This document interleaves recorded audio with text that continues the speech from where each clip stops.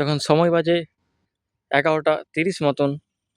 ওপাশ থেকে ছুটে আসছে পুরী থেকে হাওড়া যাওয়ার শতাব্দী superfast express, train number 12278, Puri থেকে হাওড়া শতাব্দী সুপারফাস্ট এক্সপ্রেস।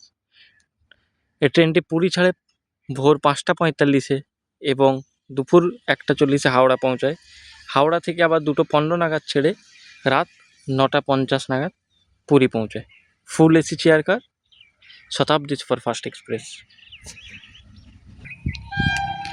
অ্যাকশনের জন্য রেডি যায় শতাব্দী সুপারফাস্ট এক্সপ্রেস।